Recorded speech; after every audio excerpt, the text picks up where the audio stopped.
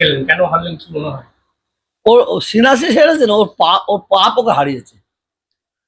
ও বহুত পাপ করেছে, 15 বছর ধরে বহুত পাপ করেছে, ওর পাপ ওকে হারিয়েছে। ও নিজে বলেছে, ও নিজে বলেছে 15 বছরে 9,30,00,000 টাকা পেয়েছে, নিজে বলেছে। আর বলতে সব খরচা করে ফেলেছি। তারপরে খরচার একটা হিসাব দিয়েছে, আমার মোবাইলে আছে, কত টাকা খরচা করেছে, ক লাখ টাকা খরচা করেছে। সেই হিসাবটা আমরা আবার বসে টোটাল করলাম, টোটাল করে দেখলাম মিলল 1,84,00,000 টাকা। তো বাকি টাকাগুলো কোথায় গেল? বাকি টাকাগুলো ওই তো ওর বাড়িতে একটা পুজো হয়েছে, সেই পুজোয় কিছু কম বেশি 2.5-3 কোটি টাকা খরচা করেছে।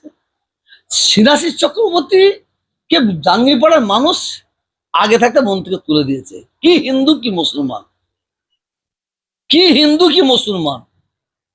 শিলাশিস চক্রবর্তী চলে যাওয়ার পরে বিজেপি আসবে কি কংগ্রেস আসবে কি সিপিএম আসবে, এটা দেখেনি, এ দেখেনি।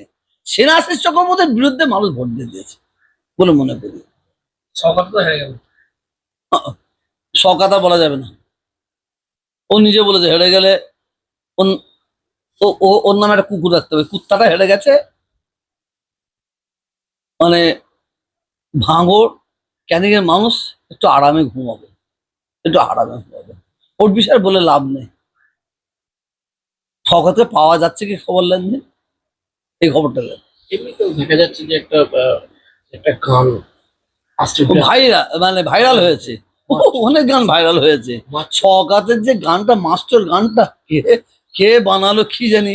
আপনারা জানেন না ভারতবর্ষে পাচ্ছেন ইরাক, ইরান, সৌদিতে সেই দেখছিল একটা এতে সৌদির মানুষ ইয়ে চালাচ্ছে, বলে ওরা বাংলা বোঝেই নেই, ওরা কিন্তু ওরা চালিয়ে দিয়েছে, আবার এরকম নাচছে জানেন তো। হ্যাঁ, ভাইরাল হয়েছে। হ্যাঁ, আসল এই পাপীদের জন্য কিছু ভালো ভালো এমএলএ হেরে গেল। এই এই পাপীদের জন্য খুব দুঃখ লাগছে। এই এমএলএ গুলো হারাবার নাই। জাকির সাহেব, ওনার হারাবার নাই, উনি কেন হারলো? আমাদের সিঙ্গুরের বেচারাম মান্না, মানুষের তো কাজ করতো। রাজারহাটে কি নাম, তাপস চ্যাটার্জি, মানুষ তো কাজ। কিছু কিছু এমএলএ এই এদের ঢেউয়ে তারা চলে গেছে। মানে আপনি যেটা বলছিলেন ব্যক্তির বিরুদ্ধে ভোটটাই হয়েছে। ব্যক্তির বিরুদ্ধে ভোট হয়েছে, কিন্তু লোক দেখেনি ওই ব্যক্তির বিরুদ্ধে ঠেলে সবাইকে ঠেলে দিয়েছে, সবাইকে ঠেলে দিয়েছে। কিন্তু খুব দুঃখের বিষয়, কিছু ভালো ভালো যারা কাজের মানুষ তাদের হারার কোনো অধিকার নেই, কিন্তু তাদের মানুষ হারিয়ে দিয়েছে।